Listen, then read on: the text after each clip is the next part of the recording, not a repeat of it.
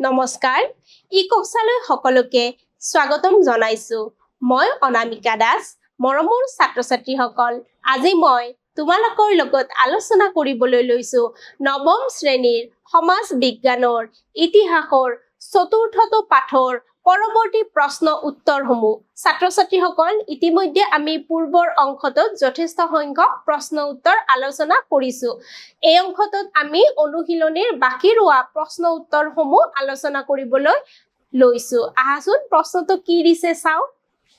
বদন চন্দ্ৰ বৰফুকনৰ নেতৃত্বত অসমত মানৰ ৰাজনৈতিক হস্তক্ষেপ সম্পৰ্কে চমুকৈ আলোচনা কৰা ছাত্ৰ-ছাত্ৰীসকল ইতিমধ্যে আমি এই সংক্ৰান্তত যথেষ্টখিনি কথা তোমালোকৰ লগত পূৰ্বৰ অংশত আলোচনা কৰিছো বদন চন্দ্ৰ বৰফুকনে বডৌপায়া আছিল মান ৰজা আৰু বডৌপায়াৰ পৰা প্ৰায় ৮০০০ সৈন্য সামন্তলৈ অসম অভিমুখে আগবাঢ়িছিল আৰু এইখিনি সময়ছোৱাত মান ৰজাৰ কৰ্তলীয়া ৰজাসমূহৰ পৰা ৮০০০ সৈন্য পাইছিল অৰ্থাৎ মুঠ ১৬০০০ সৈন্যলৈ বদন চন্দ্ৰ বৰফুকনে অসমত প্ৰৱেশ কৰিছিল আৰু মানৰ অসম আক্ৰমণ ৰোধ কৰিবলৈ পূৰ্ণানন্দ বুঢ়াগোহাঁইয়ে এটা অভিযান পঠাইছিল কিন্তু পূৰ্ণানন্দ বুঢ়াগোহাঁইয়ে পঠোৱা সৈন্যসকল মানৰ আক্ৰমণত তিষ্ঠিব নোৱাৰি তেওঁলোক পৰাস্ত হৈছিল অৰ্থাৎ মানৰ আক্ৰমণ তেওঁলোকে সহিব নোৱাৰি তেওঁলোকে পৰাজয় বৰণ কৰিছিল আৰু এই বাতৰি পাই পূৰ্ণানন্দ বুঢ়াগোহাঁই যথেষ্ট দুখিত হৈছিল আৰু পূৰ্ণানন্দ বুঢ়াগোহাঁইৰ কি হৈছিল সেইখিনি সময়ছোৱাত মৃত্যু হৈছিল আৰু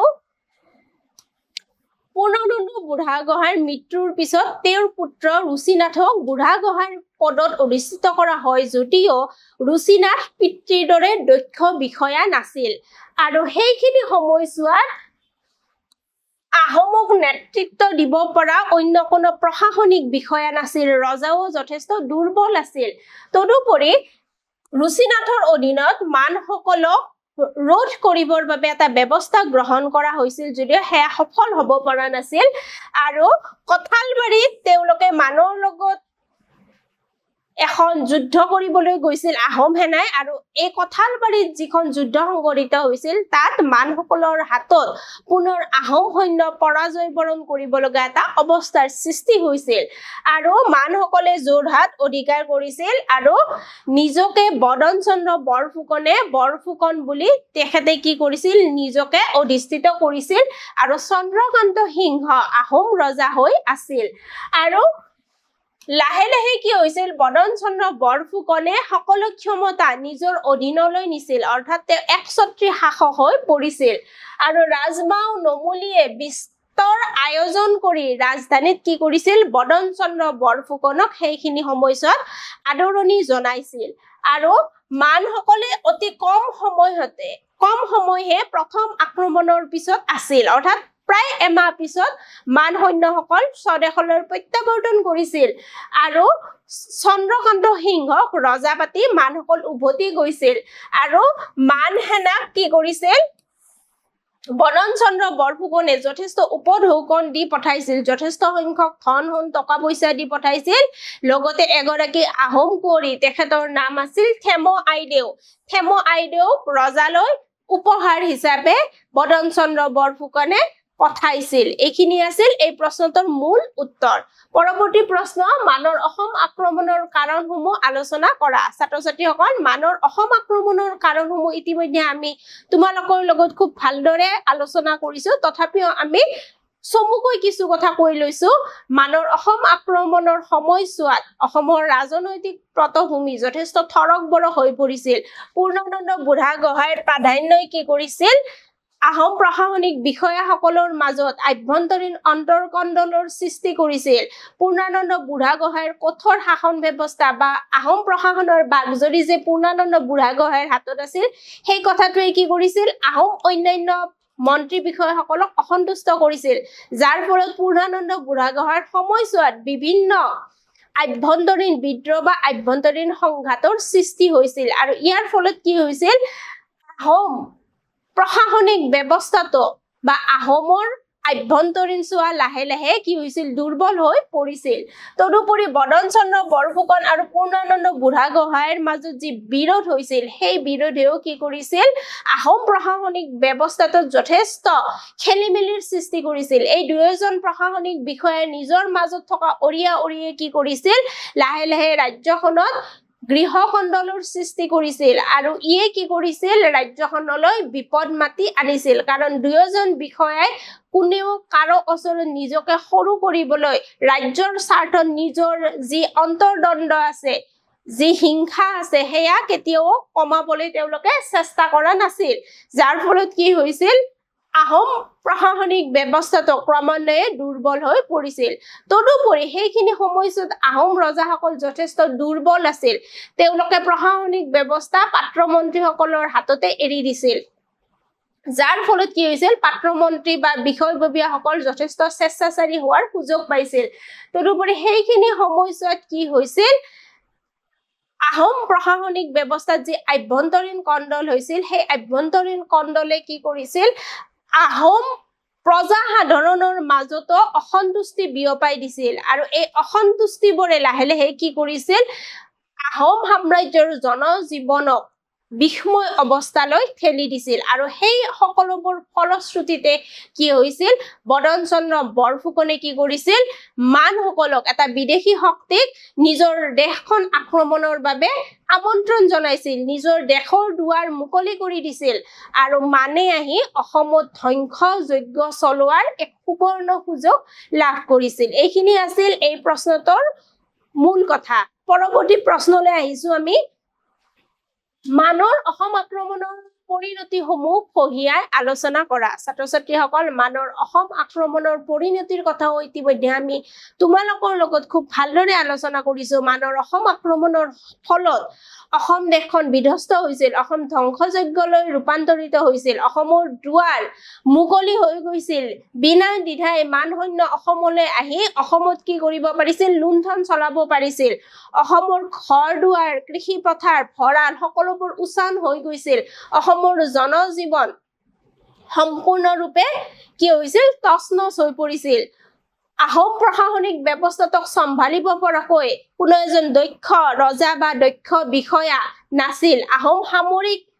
ভেটিটো কি হৈছিল সম্পূৰ্ণৰূপে উচন হৈছিল অৰ্থনৈতিক ভেটি উচন হৈছিল অসমৰ শাসন ব্যৱস্থা অসমৰ সামাজিক ব্যৱস্থা এই সকলোবোৰ কি হৈছিল তছনছ হৈ পৰিছিল মানৰ অসম আক্ৰমণৰ ফলশ্ৰুতিত বা মানৰ অসমত উপদ্ৰৱৰ ফলশ্ৰুতিত আজিও অসমীয়া মানুহে মানৰ দিন বুলি যেতিয়া মনত পৰে তেতিয়া আজিও অসমৰ মানুহ যথেষ্ট শংকিত হৈ পৰে কাৰণ মানৰ অসম আক্ৰমণৰ সময়ছোৱা বা মানৰ দিন যথেষ্ট ভয়াবহ আছিল যথেষ্ট পৰিমাণে অত্যাচাৰ কৰিছিল অসমৰ আবাল বৃদ্ধ বনিতাৰ ওপৰত আৰু সেইখিনি সময়ছোৱাত মানৰ অসম আক্ৰমণৰ যি অত্যাচাৰ বা তাৰ পৰা ৰক্ষা পোৱাৰ বাবে অসমীয়া প্ৰজা ওচৰ চুবুৰীয়া অঞ্চলত আশ্ৰয় ল'ব লগা হৈছিল বা পাহাৰীয়া অঞ্চলসমূহলৈ ঢাপলি মেলিছিল নিজৰ প্ৰাণ ৰক্ষাৰ অৰ্থে তদুপৰি সেইখিনি সময়ছোৱাত কি হৈছিল মানৰ ছদ্মবেশত কিছু সংখ্যক দেশীয় লোকেও কি কৰিছিল অসমীয়া প্ৰজাৰ ওপৰত অত্যাচাৰ আৰম্ভ কৰিছিল আৰু এনেদৰে কি হৈছিল অসমৰ জনজীৱন ধ্বংস যজ্ঞলৈ ৰূপান্তৰিত হৈছিল পৰৱৰ্তী প্ৰশ্নলৈ আহিছো কোনটো বিদ্ৰোহক পানীমুৱা বিদ্ৰোহ বুলি কোৱা হয় 1810 চনত কমলেশ্বৰ সিংহৰ মৃত্যুৰ পিছত পূৰ্ণানন্দ বুঢ়াগোহাঁইয়ে চন্দ্ৰকান্ত নামৰ এজন নাবালক ল'ৰাক কি কৰিছিল আহোম প্ৰশাসনিক ব্যৱস্থাত অধিষ্ঠিত কৰিছিল আৰু পূৰ্ণানন্দ বুঢ়াগোহাঁইৰ যি স্বেচ্ছাচাৰী শাসন হেয়া স্বেচ্ছাচাৰী শাসন যথেষ্ট সংখ্যক লোকে ভাল পোৱা নাছিল আহোম বিষয়া কৰ্মচাৰীসকল তথা কিছু সংখ্যক প্ৰজাই এই ক্ষেত্ৰত যথেষ্ট বিতুষ্ট হৈছিল আৰু তেওঁক শাসনৰ পৰা আঁতৰাবলৈ বিভিন্ন ষড়যন্ত্ৰ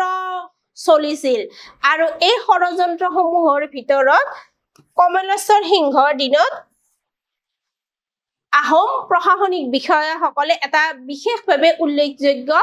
ষড়যন্ত্ৰ বা বিদ্ৰোহ সংগঠিত কৰিছিল আৰু এই বিদ্ৰোহটোত নেতৃত্ব দিছিল পানীমুৱা নামৰ এজন লোকে আৰু সেইবাবে এই বিদ্ৰোহটোক পানীমুৱা বিদ্ৰোহ নামেৰে জনা যায় পৰৱৰ্তী প্ৰশ্ন 1817 চনত অসমত মানসকলৰ সামৰিক হস্তক্ষেপৰ দুটা ফলাফল উল্লেখ কৰা সামৰিক হস্তক্ষেপৰ ফলত কি হৈছিল পূৰ্ণানন্দ বুঢ়াগোহাঁইৰ স্বেচ্ছাচাৰী শাসনৰ অন্ত পৰিছিল আৰু চন্দ্ৰকান্ত সিংহক আহোম ৰাজসিংহাসনত অধিষ্ঠিত কৰা হৈছিল পৰৱৰ্তী প্ৰশ্ন প্ৰথম ইংগ-বাৰ্মা যুদ্ধ কেতিয়া সংঘটিত হৈছিল আৰু এই যুদ্ধখন ক'ত হৈছিল উত্তৰটো হৈছে 1824 চনৰ 5 মাৰ্চত প্ৰথম ইংগ-বাৰ্মা যুদ্ধ আৰম্ভণি হৈছিল আৰু এই যুদ্ধখন হৈছিল প্ৰধানতঃ ব্ৰহ্মপুত্ৰ উপত্যকা বা আহোম ৰাজ্য কাছাৰ মণিপুৰ আৰু ব্ৰহ্মদেশ এইখিনি অঞ্চলত প্ৰথম ইংগ-বাৰ্মা যুদ্ধৰ সূত্ৰপাত হৈছিল পৰৱৰ্তী প্ৰশ্ন 92 সন্ধিৰ উল্লেখযোগ্য ফলাফলসমূহ আলোচনা কৰা ছাত্ৰ-ছাত্ৰীসকল 92 সন্ধিৰ ফলাফলসমূহ ইতিমধ্যে আমি আলোচনা কৰিছো 92 সন্ধি হৈছে ব্ৰিটিছ চৰকাৰ আৰু ব্ৰহ্মদেশৰ ৰজাৰ মাজত সংঘটিত হোৱা এখন চুক্তি আৰু এই চুক্তিৰ জৰিয়তে কি হৈছিল প্ৰথম ইংগ-বাৰ্মা যুদ্ধৰ অৱসান হৈছিল কাৰণ এই যুদ্ধখনত মান ৰজা পৰাস্ত হৈছিল আৰু উপায়ন্তৰ হৈ 92 সন্ধিত স্বাক্ষৰ কৰিছিল আৰু এই 92 সন্ধি অসমৰ ইতিহাস অসমৰ ৰাজনৈতিক দৃশ্যৰ পৰিৱৰ্তনৰ ধ্বজাবাহক বুলি আমি ক'ব পাৰো কাৰণ এই সন্ধিৰ পিছতে কি হৈছিল অসমৰ শাসনভাৰ পোনপটীয়াভাৱে ব্ৰিটিছ ইষ্ট ইণ্ডিয়া কোম্পানীৰ হাতলৈ গৈছিল ছাত্ৰ-ছাত্ৰীসকল যদি এই সন্ধিখনত এই যুদ্ধখন অৱসানৰ পিছত প্ৰথম ইংগ-বাৰ্মা যুদ্ধ অৱসানৰ পিছত অসমৰ শাসনভাৰ কাৰ হাতলৈ যাব সেই কথাটো পোনপটীয়াভাৱে কোনো উল্লেখ নাছিল কিন্তু কি হৈছিল এই যুদ্ধখন হোৱাৰ পিছত সন্ধি স্বাক্ষৰ হোৱাৰ পিছত অসমৰ নিয়ন্ত্ৰণ ব্ৰিটিছে নিজৰ হাতলৈ লৈ গৈছিল কাৰণ সেইখিনি সময়ছোৱাত ব্ৰিটিছক স্বীকাৰ কৰাৰ বাদ দি অসমৰ জনসাধাৰণৰ ওচৰত কোনো বিকল্প নাছিল গতিকে উপায়ন্তৰ হৈ অসমীয়া প্ৰজাই এই ৰাজনৈতিক পৰিৱৰ্তন স্বীকাৰ কৰিবলৈ বাধ্য হৈছিল পৰৱৰ্তী প্ৰশ্ন 92 সন্ধিৰ গুৰুত্ব সম্পৰ্কে লিখা ছাত্ৰ-ছাত্ৰীসকল 92 সন্ধিৰ গুৰুত্ব যথেষ্ট অসমৰ বাবে সুদূৰ প্ৰসাৰী আছিল আৰু এই সন্ধিয়ে কি কৰিছিল অসম বুৰঞ্জীৰ ধাৰা সলনি কৰিছিল আৰু কি হৈছিল মান ৰাজত্বকালৰ অন্ত পেলাই কি কৰিছিল ব্ৰিটিছ সাম্ৰাজ্যবাদী শাসন অসমত আৰম্ভ হৈছিল পৰৱৰ্তী আমাক কেইটামান চমু টকা দিছে সেই চমু টকা কেইটা আমি আলোচনা কৰিবলৈ লৈছো প্ৰথম চমু টকাটো হৈছে বড়ৌপায়া আছিল এজন ব্ৰহ্মদেশৰ ৰজা আৰু বড়ৌপায়াৰ আমলৰ পৰাই কি কৰিছিল মান সেনাই আৰাকান জয় কৰিছিল আৰু আৰাকান জয় কৰাৰ লগে লগে মান ৰজাই মাৰগুই দ্বীপপুঞ্জৰ পৰা চট্টগ্ৰাম বন্দৰলৈকে সমগ্ৰ বংগোপসাগৰীয় উপকূল ৰেখাত প্ৰাধান্য বিস্তাৰ কৰিবলৈ সক্ষম হৈছিল পৰৱৰ্তী প্ৰশ্ন গম্ভীৰ সিং আছিল এজন মণিপুৰী ৰজা গম্ভীৰ সিঙৰ আক্ৰমণত তিষ্টিব নোৱাৰি কাছাৰৰ ৰজা গোবিন্দ সিংহই ইংৰাজৰ শৰণাপন্ন হ'ব লগা হৈছিল পৰৱৰ্তী প্ৰশ্ন গোবিন্দ চন্দ্ৰ আছিল কাছাৰৰ ৰজা পৰৱৰ্তী প্ৰশ্ন দামান গগৈ আছিল মানৰ আক্ৰমণ ৰোধ কৰিবলৈ পূৰ্ণানন্দ বুঢ়াগোহাঁইয়ে প্ৰেৰণ কৰা আহোম সৈন্যৰ এজন সেনাপতিৰ নাম আৰু এখেতে বিখ্যাত খিলাধাৰী যুদ্ধ যিখন যুদ্ধ আহোম আৰু মানসকলৰ মাজত হৈছিল এই খিলাধাৰী যুদ্ধৰ এজন মুখ্য সেনাপতি আছিল পৰৱৰ্তী প্ৰশ্ন হাওবৰাও আছিল এজন আহোম সামৰিক বিষয়া আৰু খিলাধাৰী যুদ্ধত তেখেতে নেতৃত্ব দিছিল আৰু এই সৈন্যবাহিনীটো হাওবৰাৰ নেতৃত্বত এই সৈন্যবাহিনীটো প্ৰেৰণ কৰিছিল আহোম প্ৰশাসনিক বিষয়া পূৰ্ণানন্দ বুঢ়াগোহাঁইয়ে আৰু এই যুদ্ধখনত অসমীয়া সৈন্য বা আহোম সৈন্য পৰাস্ত হৈছিল পৰৱৰ্তী প্ৰশ্ন খিলাধাৰী যুদ্ধখন পূৰ্ণানন্দ বুঢ়াগোহাঁই প্ৰধানমন্ত্ৰী হৈ থকা সময়ছোৱাত সংঘটিত হৈছিল মানৰ আক্ৰমণ ৰোধ কৰিবলৈ পূৰ্ণানন্দ বুঢ়াগোহাঁইয়ে এটা বাহিনী প্ৰেৰণ কৰিছিল আৰু এই বাহিনীটো প্ৰেৰণ কৰা হৈছিল বদনচন্দ্ৰ বৰফুকনৰ নেতৃত্বত যি মান সৈন্য আহিছিল তেওঁলোকৰ বিৰুদ্ধে আৰু এই খিলাধাৰী নামৰ যিখন যুদ্ধ হৈছিল এই যুদ্ধখনত কি হৈছিল অসমীয়া সৈন্য আহোম সৈন্য পৰাস্ত হৈছিল আৰু পৰাজয়ৰ বাতৰি পাই পূৰ্ণানন্দ বুঢ়াগোহাঁইৰ মৃত্যু হৈছিল পৰৱৰ্তী প্ৰশ্ন বজ্ৰনাথ বজ্ৰনাথ আছিল বজ্ৰনাথ সিংহ ৰজা ৰাজেশ্বৰ সিংহৰ নাতি আৰু পুৰন্দৰ সিংহৰ দেউতাক আছিল পৰৱৰ্তী প্ৰশ্ন পুৰন্দৰ সিংহ বজ্ৰনাথ সিংহৰ পুত্ৰ আছিল আৰু বজ্ৰনাথ সিংহ অংগক্ষত হোৱাৰ বাবে তেখেতৰ পুত্ৰ পুৰন্দৰ সিংহক ৰজা ৰূপে নিযুক্তি দিয়া হৈছিল পৰৱৰ্তী প্ৰশ্ন লুকু ডেকা ফুকনৰ নেতৃত্বত চন্দ্ৰকান্ত সিংহই ৰুচিনাথৰ বিৰুদ্ধে এটা সৈন্য বাহিনী প্ৰেৰণ কৰিছিল আৰু নিজে কি কৰিছিল ৰংপুৰলৈ আঁতৰি গৈছিল লুকু ডেকা ফুকন চন্দ্ৰকান্ত সিংহই পঠোৱা সৈন্য বাহিনীটোৰ সেনাপতি আছিল আৰু চন্দ্ৰকান্ত সিংহই প্ৰেৰণ কৰা উক্ত সৈন্য বাহিনীটো ৰুচিনাথৰ হাতত পৰাস্ত হোৱাৰ লগতে সেই যুদ্ধখনত লুকু ডেকা ফুকনৰ কি হৈছিল মৃত্যুও হৈছিল পৰৱৰ্তী প্ৰশ্ন আলু মিংগি আছিল এজন ব্ৰহ্মদেশৰ ব্যক্তি আৰু বদন চন্দ্ৰ বৰফুকনৰ হত্যাৰ পতক তুলিবলৈ আৰু চন্দ্ৰকান্ত সিংহক পুনৰ ৰজা ৰূপে অধিষ্ঠিত কৰিবলৈ আলুমিংগি নামৰ এই সেনাপতিজনৰ নেতৃত্বত ব্ৰহ্ম ৰজাই 1819 চনত এটা সৈন্য অভিযান অসমলৈ পঠাই দিয়ে ৰজা পুৰন্দৰ আৰু ৰুচিনাথ বুঢ়াগোহাঁই গুৱাহাটীলৈ পলায়ন কৰে আৰু চন্দ্ৰকান্ত সিংহই কি কৰিছিল পুৰন্দৰক ধৰিবলৈ গুৱাহাটীলৈ এটা সৈন্য অভিযান পঠাইছিল আৰু এই সৈন্য অভিযানটো পঠোৱাৰ কথা গম পাই পুৰন্দৰ সিংহ আৰু ৰুচিনাথে গৈ কি কৰিলে ইংৰাজৰ আশ্ৰয় লৈছিল আৰু মিংগি মাহা তিলৱাৰ নেতৃত্বত অন্য এটা সৈন্য বাহিনী অসমত ৰাখি আলুমিংগি কি কৰিছিল নিজৰ দেশলৈ উভতি গৈছিল অৰ্থাৎ আলুমিংগি আছিল ব্ৰহ্মদেশৰ এজন প্ৰশাসনিক বিষয়া যিয়ে অসম অভিযানৰ সময়ত অসমলৈ আহিছিল পৰৱৰ্তী প্ৰশ্ন ৯৯ সন্ধি ছাত্ৰ ছাত্ৰীসকল ৯৯ সন্ধিৰ বিষয়ে ইতিমধ্যে আমি তোমালোকৰ লগত যথেষ্টখিনি কথা আলোচনা কৰিছো ৯৯ সন্ধিখন কি আছিল কাৰ লগত হৈছিল কি পৰিস্থিতিত ৯৯ সন্ধি হ'ব লগা হৈছিল ইয়াৰ সুদূৰ প্ৰসাৰী প্ৰভাৱসমূহ ইতিমধ্যে আমি তোমালোকৰ লগত যথেষ্টখিনি আলোচনা কৰিছো আশা কৰিছো সেই সকলোখিনি কথাৰ আলমত তোমালোকে এই প্ৰশ্নটোৰ উত্তৰ কৰিব পাৰিবা ছাত্ৰ ছাত্ৰীসকল আজি ইমানতে আমাৰ চতুৰ্থটো অধ্যায়ৰ ইতি পৰিছে পৰৱৰ্তী অংশত পৰৱৰ্তী অধ্যায়ৰ সৈতে লগ পোৱাৰ প্ৰতিশ্ৰুতিৰে আজিলৈ ইমানতে এৰিছো ধন্যবাদ